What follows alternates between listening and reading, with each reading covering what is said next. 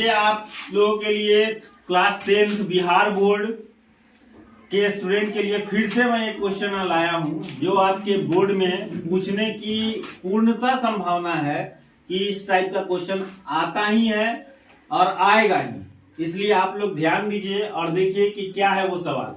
तो सवाल क्या है, निम्न रैखिक समीकरण युग्म को वज्र गुणन विधि से हल कीजिए। सवाल आपने सुना, किस विधि से हल करना है? तो वज्र गुणन विधि से हल करना है।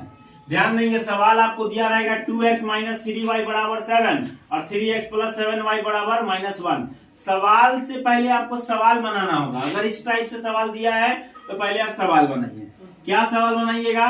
तो ये जो 7 बराबर इधर दिख रहा है उसको बराबर किस साइड लाएंगे? इधर ये प्लस में जैसे इधर आएगा वो क्या में बदल जाएगा? माइनस में। यहाँ ध्यान देंगे माइनस में, है ना।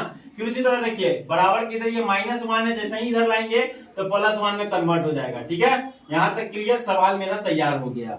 अब इस आधार पे हम चलेंगे। क्या चलेंगे? तो देखिए सवाल का जो बहुपद का जो नियम होता है कि सवाल मेरा इस तरह का होना चाहिए, तो हमने इस तरह का सवाल बना दिया है। अब इसी में जो समीकरण मेरा पहला है, ये समीकरण मेरा क्या हो गया? पहला। और ये समीकरण क्या हो गया? दूसरा। तो पहला में अब हम x और y को नहीं गिनते क्योंकि उसका वैल्यू 1 माना जाता है।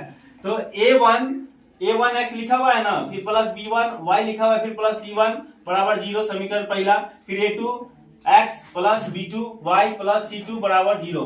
यहाँ पे x को गिनते नहीं है, उसका मान 1 मानकर हम लोग लिखते हैं। जैसे देखिए कि a1 मेरा 2 हो जाएगा। 2 को अगर 1 से मल्टीप्लाई आप करते हैं तो 2 ना आता है, इसलिए a1 बराबर 2 हो गया। उसी तरह b1 मेरा हो जाएगा -3 और c1 मेरा हो जाएगा -7। उसी तरह a2 मेरा हो जाएगा 3, देखिए है ना यहाँ पर। अब b2 मेरा हो जाएगा 7, उसके बाद c2 मेरा हो जाएगा 1। ये मेरा हो गया। अब फॉर्मूला, इसमें कौन सा फॉर्मूला यूज होता है? तो सबसे ज्यादा जरूरी इंपॉर्टेंट बात है, आपको ये फॉर्मूला याद रखना होगा। इस फॉर्मूला पे ही आप ये सवाल को हल कर सकते हैं। फॉर्मूला क्या है? x/b1 × c2 - b2 × मतलब होता है गुना। ठीक है, आप लोग गलत नहीं समझिएगा। इक्वल टू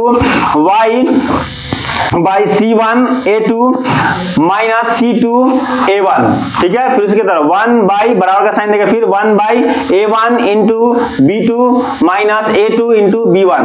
यहाँ तक क्लियर फॉर्मूला। अब इसी फॉर्मूला पर आप देखिए कि b1 आपका कितना है, c1 आपका कितना है, c2 आपका कितना है, a2 आपका कितना है, ये डाल के हम लोग बनाएंगे तो x वैसे ही उतर जाएगा। और देखिए उसी तरह -3 डाल दिए, गुना का साइन दे दिए क्योंकि दो बीच में कोई साइन नहीं है, इसका मतलब वो गुना में है, तो गुना का साइन दिया। c2 मेरा 1 है, 1 डाल दिए, माइनस का साइन दिया। b2 मेरा 7 है, 7 डाल दिए। c1 मेरा -7 है, डाल दिए। उसी तरह अब आइए y वाला में, y बटा c1 मेरा हो गया -7, a2 मेरा हो गया 3, गुना का साइन देके फिर माइनस का साइन, c2 मेरा हो गया 1, फिर गुना का साइन देके 2 हो गया। अब यहाँ वाले में आइए तो 1/a1 मेरा हो गया 2 और गुना का साइन देंगे, और b2 मेरा हो जाएगा 7, माइनस का साइन देंगे, a2 मेरा है 3 और गुना का साइन देंगे, फिर b1 मेरा है -3 करने की बात आती है। तो x/, देखेंगे जब -3 को 1 से मल्टीप्लाई करते हैं तो क्या आता है आपका? -3 आता है। यहाँ माइनस माइनस क्या हो जाएगा? प्लस साइन हो जाएगा। 7 7 का क्या होता है? 49 हो गया। फिर बराबर का साइन देंगे, y/7 को 3 से जब मल्टीप्लाई करेंगे तो -21 होगा, यहाँ -2 हो जाएगा। फिर 1/ यहाँ पे 7 2 जा 14 होता है, फिर 3 3 जा 9 होगा। माइनस माइनस को जब मल्टीप्लाई करते हैं तो प्लस साइन हो जाता है। क्लियर? अब यहाँ देखिए प्लस माइनस जब करेंगे तो माइनस होगा। 49 में से 3 को माइनस करेंगे तो x/46 हो जाएगा। माइनस माइनस प्लस होता है। 21 को 2 में ऐड करेंगे तो -23 हो जाएगा।